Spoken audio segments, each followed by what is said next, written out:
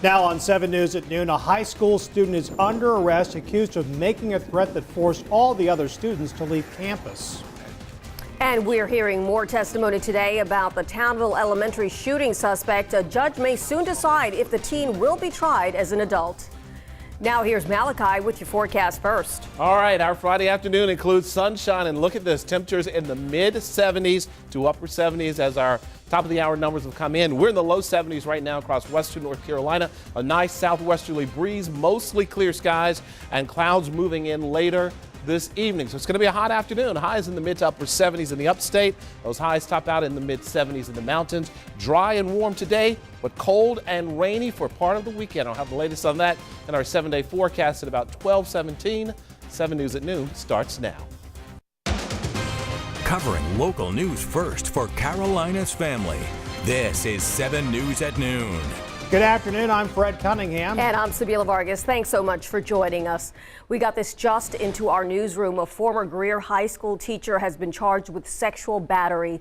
Elizabeth Taylor was arrested today and charged with 2 counts of sexual battery and giving false information to police. Taylor was a biology teacher and a track coach for Greer High School. Taylor was found partially clothed in a car with a student last night in Simpsonville and then lied about her identity, according to deputies. Deputies say that Taylor admitted to engaging in sex acts with the student on 2 separate occasions. Greenville County Schools say that they separated Taylor's employment as of today. New at noon, a high school student is under arrest after all students at the school were sent to a middle school because of a bomb threat. Abbeville High students had to go to Wright Middle School before classes started. District leaders say a threat came in a Snapchat message before students arrived. The district says law enforcement swept the building and found nothing. An unidentified Abbeville High student has been charged. The high school students are back in their building and are on a normal schedule. The sheriff's office says the Abbeville High student has been charged with disturbing schools and communicating a bomb threat. The suspect has been sent to DJJ in Columbia. Today could be the last day for a hearing that will determine if the accused teen in the Townville Elementary School shooting will be tried as an adult. 7 News' Nicole Ford is live outside Anderson County Courthouse with an update on what's happening inside. Nicole? Well, after a very long night of testimony this morning, the state told the judge that they had no more witnesses to call and would rest their case. So now this is all up to the defense to see if they can show this judge why they believe this case should stay in family court. Well, the first witness on the stand this morning was a forensic psychiatrist at the Greenville County Juvenile Detention Center, who says altogether in the last 17 months, he spent only about 3.5 to 4 hours with the accused shooter. Well, the first time the doctor spoke to him was 2 days after the Townville Elementary School shooting, where the suspect seemed normal but sad. The two discussed his past history, where the accused shooter told him he was bullied at West Oak Middle School in Oconee County and brought a machete and hatchet to school to protect himself. Then he was homeschooled and turned to social media for friends. This little group of friends, I think he said there were probably 6 of them in different cities, that one of the things that they would mainly talk about was shooting up a school. Now, the doctor testified that the accused shooter showed no remorse after this tragedy, but then later went on to say that because of his young age, he doesn't know remorse yet. Now, when the prosecution cross-examined this witness, they made sure to point out that everything this doctor was saying was self-reported by that suspect. We're live in Anderson County. Nicole Fort, 7 News. All right, Nicole, thanks so much for that. Now, prosecutors say that teen had killed his father at home and then went to the school and started shooting in the playground. 6-year-old Jacob Hall died. We're going to continue to update you on what's happening in court, and starting tonight at 7 News Live at 5 and at WSPA.com, you'll find the latest testimony, past coverage, and any updates that come down today. A 9th grader who Swartwood County deputies say made a threat towards Broome High School will likely face a judge today. We're told the student, who is not being named, posted on Snapchat holding an air rifle with the caption, "Round 2 of Florida tomorrow." We are limiting the usage of that photo at the request of law enforcement in the upstate and in South Florida after confusion over whether that threat contained within the image was still pending.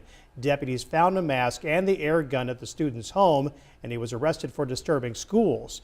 The student told them it was a joke and he did not have any serious intentions. Funerals have begun for some of the 17 shooting victims at a high school in South Florida. This as officials say the 19-year-old suspect bought his rifle legally at a Florida gun shop. Kenneth Craig is outside the school in Parkland with the latest.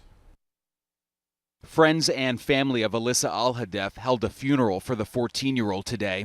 The teenager is one of 17 people killed in a mass shooting at Marjorie Stoneman Douglas High School on Valentine's Day. Yesterday, her mother charged President Trump with making sure it never happens again. President Trump, you say, what can you do?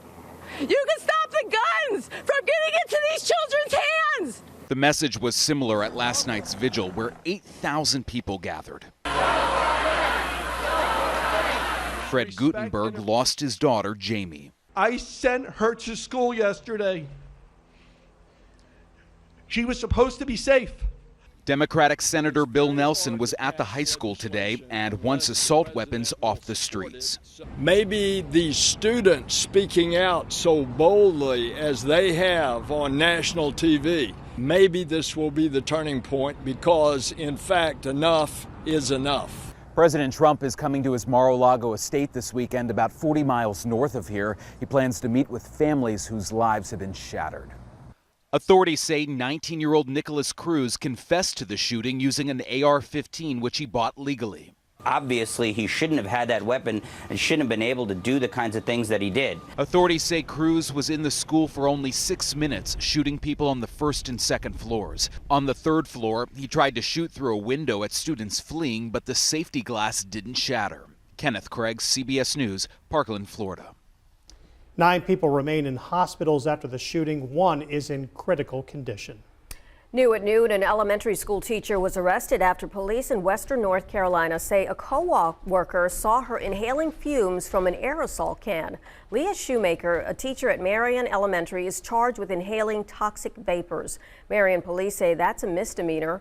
Investigators say another staff member at the school saw it happen. Shoemaker is scheduled to appear in court in McDowell County next week. A driver and a passenger are okay after a car crashed into the side of a medical practice. This happened this morning in Anderson on Healthy Way. You can see the bricks that were knocked out of the wall at AnMed Health Carolina Cardiology.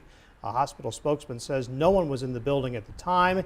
Anderson police and firefighters were called to the scene. Coming up, Greenville County schools are looking for a few good teachers. We're going to tell you about an event happening at a TD Convention Center meant to stave off a teacher shortage and where you can apply. I'm Emily Henning, and I want to let you know about some nightly road work happening on I-85, both northbound and southbound from mile marker 84 up to mile marker 92. That started overnight last night, going to last until Sunday night. If that's a part of your drive overnight, the early morning hours, you're going to want to look out for crews working there. It's going to be all clear there during the day. Also on Dewberry Road, this is also closed. It's been closed for a while there between exit 80 to 83. That work continuing until March 18th. They have a detour posted, but if that's part of your drive, you're going to want to add some time to your commute. Give yourself some extra time to take that detour there. And I'll be back on 7 News Daybreak on Monday morning from 4:30 to 9.